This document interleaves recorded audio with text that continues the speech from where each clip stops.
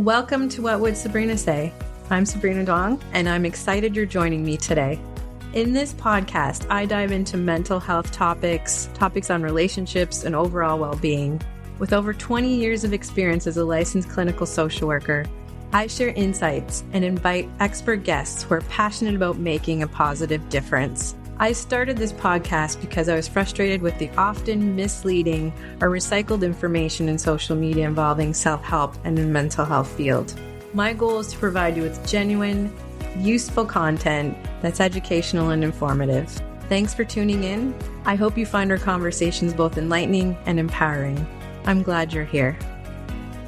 Hi, and welcome to the podcast, What Would Sabrina Say? I'm your host, Sabrina Dong, licensed clinical social worker. And today I have with me Majo. She's a licensed professional counselor. We're going to be talking about understanding miscarriage, grief, and pregnancy loss, especially for both partners. Thank you so much, Majo, for joining me today. Yeah, absolutely. It's an honor to be here. So I just wondered if there's anything else you'd like to share in introducing yourself. Yeah, absolutely. No, this topic is really, really dear to my heart. I wasn't necessarily looking so much to specialize in this. You know, I started when I became a therapist, my focus was trauma, and then I moved also into grief. But when it came to pregnancy loss and the grief behind that and infertility, it was really just through my lived experience that this became something that I wanted to be able to not only work with, but talk more about it, right? And bring more awareness as to this is what it's like. And it's a grief that's very complex and invisible. So I'm excited to be able to talk about that a little bit more. Right. So having gone through your own journey and lived experience as well, and being able to have that expertise as a clinician on how to help. And I thought it was so important that we'd be also incorporating about mental health and faith today as well, too. Yes, that has become also part of my journey and the work that I do, because there are so many messages that I think are really not discussed, or maybe the way to go about it in faith communities can bring a lot of shame and dismiss the feelings, the different complex emotions that come up with something like this. So yes, I'm also excited to be able to talk more about that integration.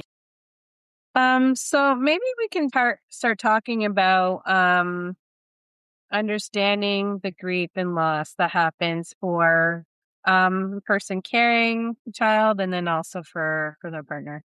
Yeah, you know, this type of grief, like I was saying, it is very complex, because not only there is a physical loss, but you're also talking about things that you were already picturing, right, from in the future, the child that you're going to raise. So it's a type of grief that it's really kind of like, I mean, I feel like every grief is like for the rest of your life, that mature grief. When it comes to, let's say, pregnancy loss in a specific, it's the stages of life that you're not going to be able to celebrate with this child that you had already pictured a life with. And I feel like that's the part that a lot of times is dismissed. We focus first on, well, what just happened, right? That impactful traumatic event. And there's a lot of support during that time. And what I have noticed is that with time, and not that, you know, people don't care, but we don't necessarily continue to provide the support that maybe is needed or wanted as years go by. So, yeah. Understanding that there's layers to the grief Yeah. of loss of anticipating how things are, or how you imagine it would be, and family planning and the stages. It's so hard too to have the conversations as well. Sometimes support doesn't always feel like support during times of loss too, which can make it more complicated and harder. Yeah.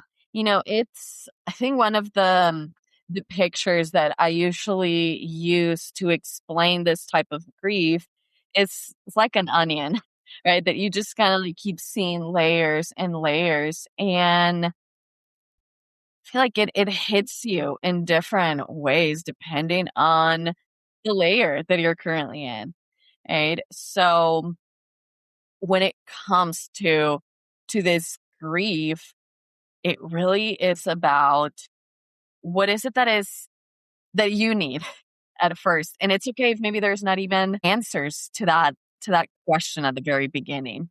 Right? It might be that at the beginning what you need is distraction, or it's just knowing that your spouse or significant other is there with you. So it can be really uncomfortable. I think especially for the people that are trying to provide support and not really knowing what to say. And I have noticed that at times that can be feel like more they don't know what to say, so they end up saying things that end up being more hurtful for the people going through this, for the couple that's going through this. So it's kind of like jumping more so in because grief is uncomfortable, right? So instead of kind of like going into that discomfort is more so about, okay, let's find a solution and let's pull them out of the sadness, right? Let's pull them out of the grief. Yes. And that actually ends up being more painful, even though the intent is coming from a good place. It ends up hurting because we want to fix that situation. We want to be able to do something about it. Right.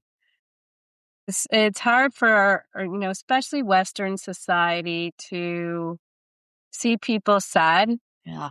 and down and just want them to bounce back right away. When you think of grief, like 3 days off of work, they're with, whoever, God, you'll have another kid, or things that are just not helpful to hear in those moments that can be really difficult. Yeah. It's hard where presence matters more than solutions. Right? Presence is more needed than trying to fix the situation.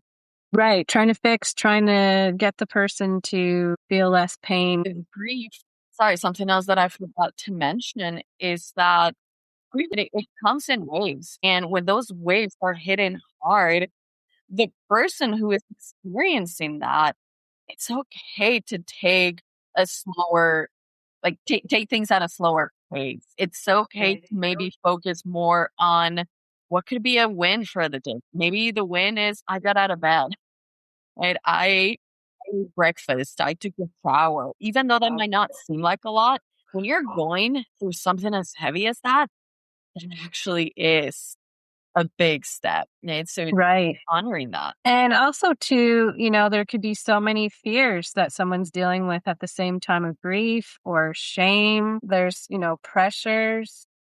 So Yeah. I really liked, when we talked and prepared for this podcast, we were saying like, what's my capacity right now, right? Thinking about, Yeah. or if a person's trying to help support, just listening. Yeah. I think you mentioned something really important, and it's that shame aspect. And when it comes to, like I said, just pregnancy loss or even infertility, there's a lot of questions, especially for the woman, right? Like, what is wrong with me? Why couldn't I like do the same as everyone else? Like, there are so many messages about something being wrong with me. And that is the place where if someone is wanting to offer support, and I feel like that's why presence is so important, because the person going through this is already hearing so many messages internally about the situation and having to be in this place where really there is nothing that you could have done. So guilt comes up and you blame yourself for it. So just knowing that there's someone there with you, that you can fall apart, that it feels safe to fall apart is so important to have that space. It's so important to have that person, and not even like asking questions or saying anything, but it's truly just knowing, can I fall apart with you and you're there to hold me? Right.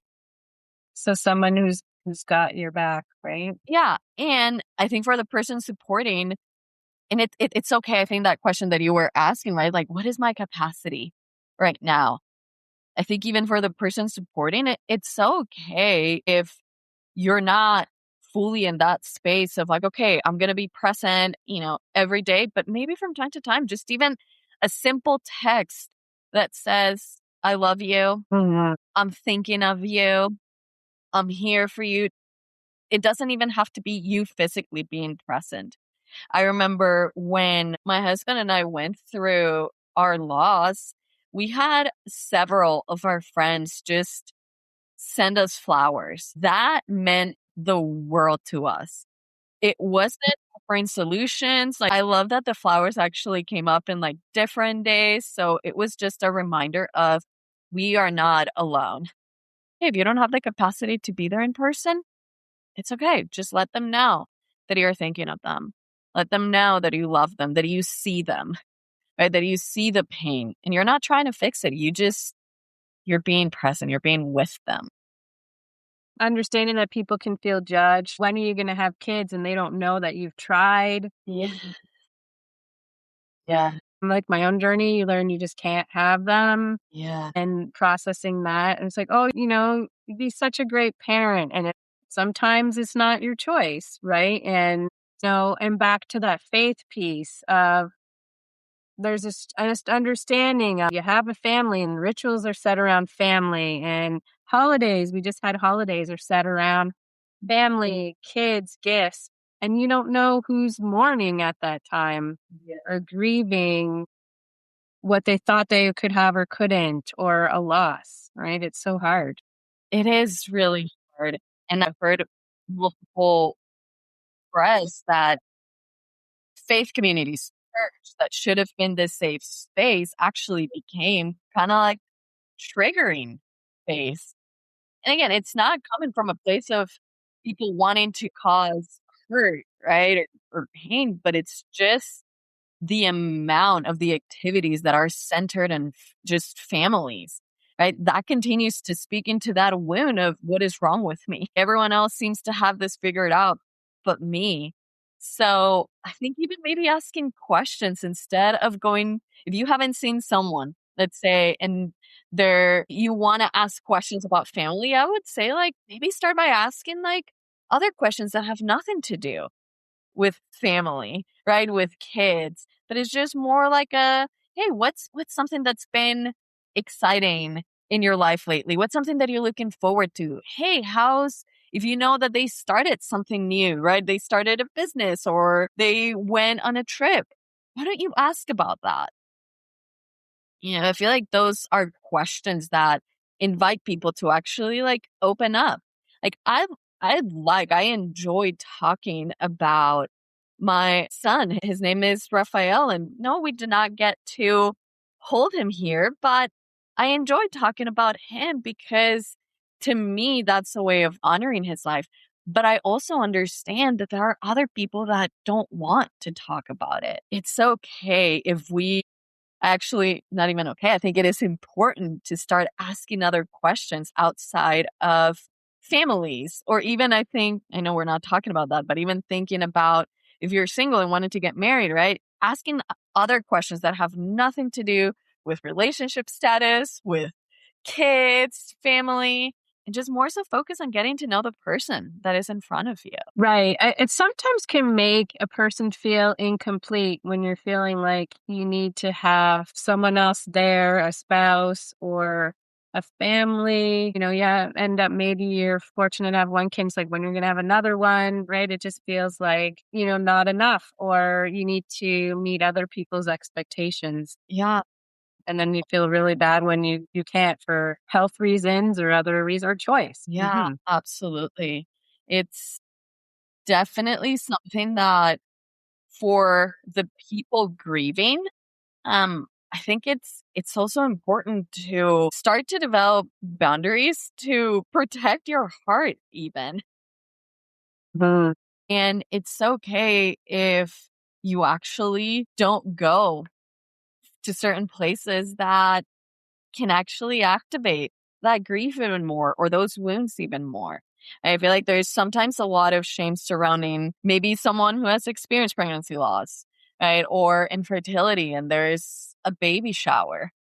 And he's like, well, you have Mhm. because this is your best friend or this is your friend. And I'm like, you don't have to go. Like there's an option, right? You have a choice. And oftentimes we kind of push towards like, well, no, because you have to show up for this other person. So I also like to honor the grief journey. Be like, well, where are you at in your grief journey? Is this something that you are saying yes just so that to appease others, or you're saying yes because you're coming from a place of, no, I want to be there. So honoring your grief journey. I don't think there's necessarily a right or wrong, but it's about you knowing that you can also have boundaries surrounding how much involvement you have in activities that are hurtful, are painful. And I think that's the part of grief being layered. Oftentimes, and I feel like this, I've seen it and it has happened to me where I think I'm doing okay. And then let's say the due date was around the corner, and the whole month for me was like the whole month of November. It was hard for me. It was heavy. And I kept asking myself, what is happening? Like nothing has changed. And then my body, just knew it's the due date. It was like one day that I remember it's the due date. Well, no wonder why I'm feeling this way. For the whole month of November, I've decided, you know what? I take it slower for this period of time. I don't know if that's going to be forever, but at least where I am, I take it slower. And if I need to cry, I cry. And if I need to maybe watch a funny movie, I watch a funny movie. But that's the part of being layered. That's the part of grief hitting you in waves, birthdays, anniversaries, due dates, birthdays of other kids that could be your child's age. Like it's all those things will bring up emotions. And that doesn't mean that there's something wrong with you. And you don't stop grieving because you don't stop loving, right? You grieve because you love. So I feel like that's another part that I kind of like forgot to mention when it comes to grief being layered. Like you grieve because you love. So it's okay from depending on where you are in your stage, or like I said, anniversary, due date, all those things, like emotions will come up, and that's very fitting because you're human. Yeah, and it could bring up other losses that you have, and it's about grieving one grief at a time, or whichever one comes up for you, or not feeling like it needs to be a timeline. Like, oh, well, it's been a year, and I'm still thinking of my child I lost, or I'm pregnant now. I should focus on moving forward. It's different for everyone and what grief looks like. Yeah. And you bring an important point that when it comes to grief, there really isn't a timeline. However, I feel like for me, it is helpful to look at grief as the first 2 years is considered early grief.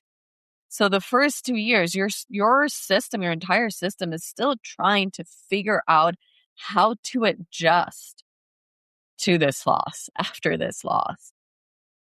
So, because I do hear people say often, well, it's been, a year and a half, it's been 2 years, it's been 3 years. Why do I still feel this way? I'm like, well, it might be that the first year, sometimes for some people, they don't even like feel emotions. There's numbness. And then your nervous system, your body starts to feel those emotions a year later. So I'm like, well, in reality, you're just starting to grieve, right? So I think that's just something to keep in mind, that there isn't necessarily a timeline for it. And, when we're grieving with a partner too, as well, right? So men are seen as maybe protectors, gatekeepers. They should be strong. Like, let's say if your partner is man, or again, maybe just a partner, regardless of gender, that they are somehow separate from it. Yes. And that's not true. They're grieving as well. So sometimes there can be focus on one partner, maybe, than not on the other. Yeah, absolutely. I also see that where the partner is usually in this place of caretaker. Like, let me take care of my partner who just went through this loss. And they also have their own grief journey. It might not be, and it will not look the same, because also, let's say the physical pain and the physical loss wasn't there for them, but that doesn't mean that they didn't experience loss. So that's another part that, and again, if we go back even to kind of like faith communities, right, they check in a lot on the spouse, the partner who went through the loss. But then you have all these men that are going through a lot of pain, but you're supposed to be the strong one and the head of the home, right? You're supposed to be the leader. And I think there's a lot of emphasis that in faith communities where as a man, you are the leader of the house. So if that's the pressure that they're feeling, it leaves really no room to kind of like fall apart. So they really live with this unprocessed grief. And then that starts to actually come out in different ways. Maybe they're more irritated, right? There's anger, or they're numbed, dissociated. So that's where you can start seeing tension in the relationships, in the marriages, right? Where there's one spouse that has all the freedom to grieve and the other one doesn't. So it's just as important to have space for significant others, for husbands, for the partner to actually to grieve, right? And to know that their loss is just as meaningful and impactful as their wife's loss and their partner's loss. I feel like that's just something that I've seen. And like I said, just like in my own experience and seeing it with my husband. And that was one of the things that I remember being intentional about it from the very beginning, of checking in on him as well and asking him, well, how are you doing really? Like, what's been hard about this? And allowing him to have that space. Yes, for me, the physical pain was, I mean, it was pretty bad, right? And just the constant reminder for the next 2 months that I physically lost my child, but I also knew that my husband was hurting emotionally, right? And mentally. Creating that space became something really, really important for me. I could see the pain that he was going through. But also even just, we don't really talk about, like, if we don't talk, if us women like don't talk about it, men talk about it even less. We can appreciate feeling supported by our partner, but also let's check in on our partners. Let's check in on our husband. Make sure that they know that support is there for them as well. Exactly. And it can be hard when we're in our own grief, Yeah. right? To check in with each other. Yeah. So wondering about any suggestions there and what that can look like. Yeah. I'll share, I think, even just from like a personal experience, but throughout our grief journey, we actually decided that we were going to have like a daily check-in at the end of the day where it's just intentional. It's not just about how was your day, but whenever we ask, how are you doing? We're actually talking about, hey, how's your grief journey going? It's okay to talk about it. And it's okay. We made an agreement that it was okay if one of us actually had a good day and the other one had a hard day. Our days don't need to match how we are grieving this journey. It doesn't need to match. So we made an agreement from the very beginning that we were going to check in and create that space for each other. Now, maybe daily is not something that is available for everyone, but I would suggest even like once a week, just asking, how's your grief journey been this week? And again, just knowing that you're not going to grieve the same way. So being okay with hearing a different response than what you are going through. I feel like that, again, just making that commitment of like, is it okay if we're on different pages? I feel like even starting there, right? Can we just continue to support each other even if we're not on the same page, right? I feel like that's just one that has been really meaningful in my own journey. And then if maybe the capacity is not there at the moment to have those conversations, I think it is important to find someone that you can have that conversation with. That could be a close friend, family member, a therapist, or a trusted leader at your church, just someone that you can talk to about something that is really, really painful. Right. And so, what would be some ways of coping with the loss? Creating rituals, Yes. talking about it with, Yeah. I guess, maybe support groups. Sometimes people around us don't know what to say, but maybe it's finding others. Yes.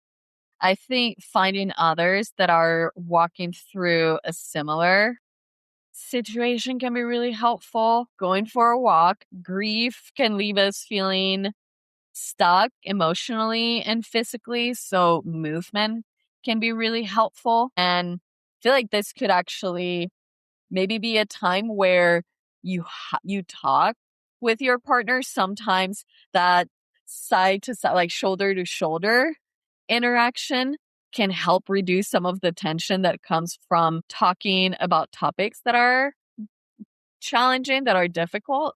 So going for a walk could also help in that. This is something that I mentioned before, but celebrating small wins.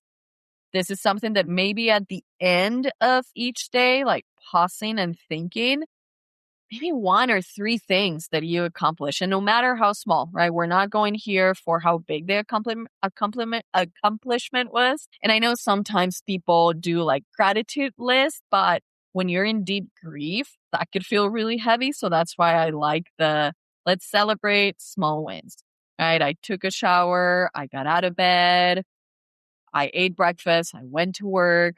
Like, I feel like that could be one way to help support yourself through grief. Another one, it's kind of like connecting with the world around you.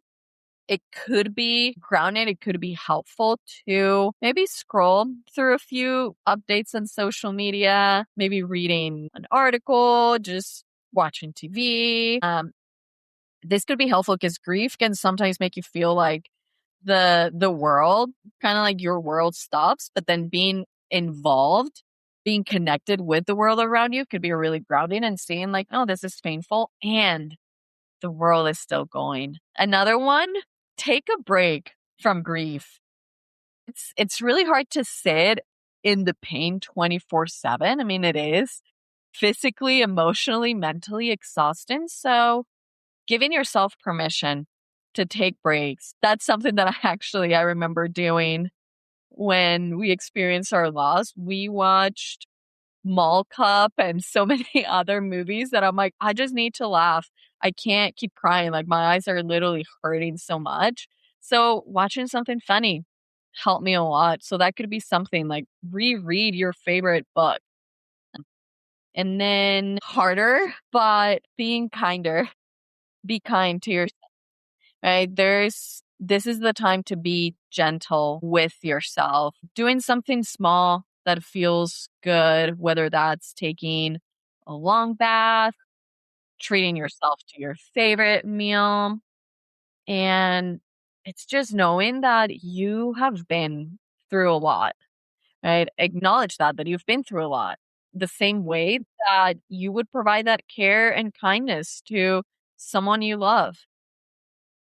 So I feel like those are just a few things that come to mind. If spirituality, religion, if faith is important to someone, I would say be honest with God. Oftentimes there is this place of I just have to pretend I'm okay, or if I tell God that I'm angry, that I'm frustrated, that I'm sad, then I'm gonna look like I'm not grateful. And I'm like, actually, God appreciates and wants your humanity. He wants your honesty. One of the best things you can do is just be honest with where you are. If that is God, I'm actually really mad at you. I can't believe this happened. Like, I really wanted this and I'm mad and I don't understand why it happened.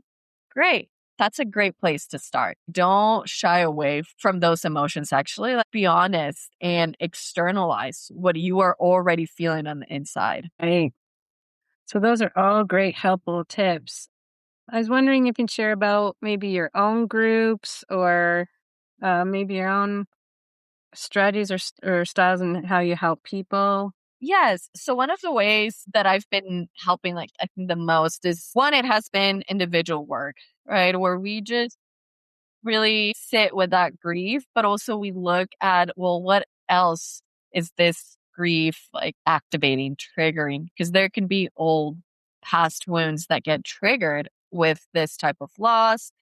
It impacts identity. So in individual work, those are some of the areas that we focus on. Also, something that I've done in the past, and I'm actually working on that to start something this year again, is to do just like a smaller group of women where we also dive into grief behind, and I do this separately, but the one that I've done is pregnancy loss and creating little ways of honoring the child that was lost. So not only we're talking about the grief and the pain, but also collectively honoring each other's child.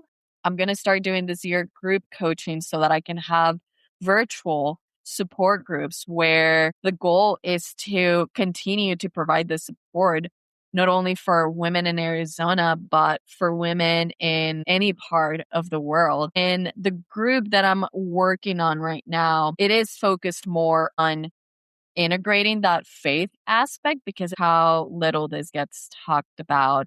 And there are so many women, so many couples going through this. So that group coaching is going to be focused on, yes, the grief and the impact like on your mental health, emotional health, but also integrating that faith aspect and not with cliches, right? Not with like everything happens for a reason. God has a plan. I'm like, no, actually being real and exploring how those messages are impactful in this journey and are hurtful in this journey.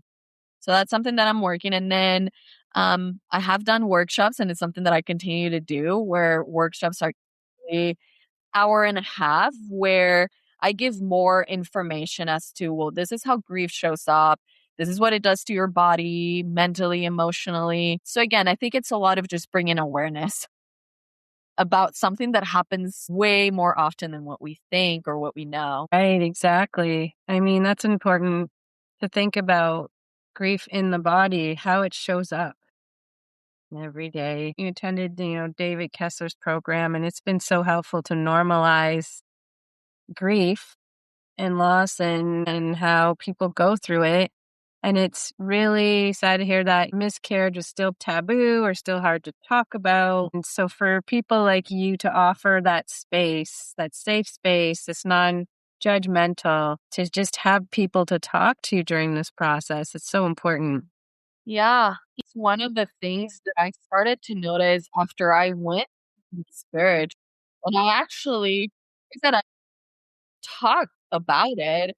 Other women were like, oh, me too. And I'm like, how did I not know? I feel like that was the part of me that I was so surprised that I'm like, how can I be friends with someone or know someone and not know that part of them? Not know that part of their story. I think like you were saying, that taboo, that stigma, that this is bad, right? You did something bad and there's something wrong with you. But it's just like, no, this is something that's really sad and it's uncomfortable because it's so out of our control. Right. So yeah.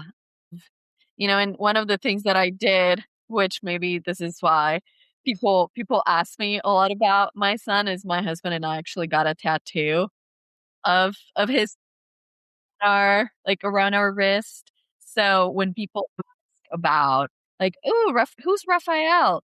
Like there is something in me that just like lights up and I'm like, I get to talk about him.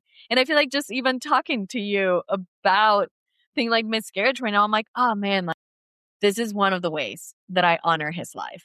Without him, I wouldn't know what it's like to experience this type of grief. And that's where I have found kind of like that for me, right? It's been just like this purpose in the midst of deep grief and loss where I'm like, well, I get to honor his life by talking about not only him, so talking about a topic that can help feel other people feel seen. Right? Yes, exactly. So To feel seen, to feel understood too. yeah, so it's given me meaning in a different way that I didn't know it was going to be there. Really, like this is not something, like I said, that I look to specialize in. But now that I've been through it, I'm like, no, I think it is important to provide that space, to talk about it, to just create a community where other people know, well, you're not alone. It's not just you. Like there's others. Right. And our experiences, they might be similar, but we all have different ways that we've gone through this. But I think it's just that point of, but you're not alone. You don't have to walk this journey alone. Exactly. And I mean, it's so hard as it is. So to have people there. Just wondering if you have any resources to suggest as well. Yeah, there are a couple. I mean, I think you mentioned David Kessler, right? And there are groups actually online that I've recommended often where the focus is on pregnancy loss and infertility. So I feel like that is a great resource. Now, when it comes to, I think a lot of the resources that I have or that I use often are just faith-based, just because of the type of work that I do. There is one book, it is more like this devotional, but it's called Loved Baby. And actually, it's been really helpful. The person who wrote this book went through it as well, but there is a lot of information, just even how it impacts you mentally and emotionally. So that's one that I often recommend. Said I think a lot of it are for me are like faith-based. So I also say in the Psalms we get to see a lot of emotions, a lot of grief, a lot of just sadness being raw and being real. So I often recommend, hey, maybe let's find a few Psalms that could be that part of like prayer in a way. There is this book, it's not necessarily for miscarriage or pregnancy loss. The meaning behind it is like this sorrow and suffering. It's called Hind's Feet on High Places. So that's another one that I recommend. Yeah. I feel like those are a few that come to mind, but if anything, I feel like just having a trusted person, even if it's just one person, I feel like that becomes one of the most important resources for someone going through this is at least one trusted person. Family member, a friend, or like I said, even a therapist could be really helpful in this situation. So yeah. So those are the ones that, like I said, I recommend the most, or podcast about women who have been through this has been really helpful just to hear more about what their journey looks like. And I think it's just, yeah, helpful to hear other people's stories. Yes. That like it's not just me. Yeah, exactly. Yeah. And then to know what to expect, to know what's normal, right? Yes. Okay. This is what the book is, like Hannah's Hope. In this book is Nice. like seeking God's heart in the midst of infertility, miscarriage. This one also talks about adoption laws, but I think this is just a book that I've recommended as well. Great.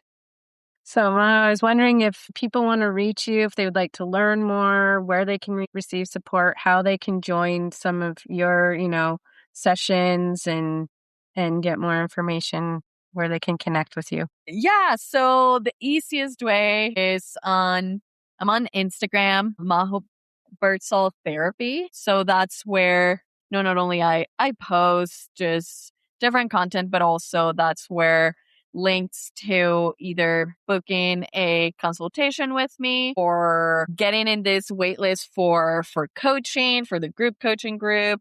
So it's at Majo Birdsall Therapy. And then my practice name is Building Bridges Collective. So that's also, you can go to my website, buildingbridgescollective.com, and you can get more information there. And also my contact information is there. Great. Thank you so much for your time today and for sharing such important and helpful information. I know a lot of listeners will really appreciate you and also being vulnerable and sharing your own journey as well. Yeah. Thank you so much. No, thank you so much for having me. I really enjoyed having this conversation with you. So thank you. Thank you.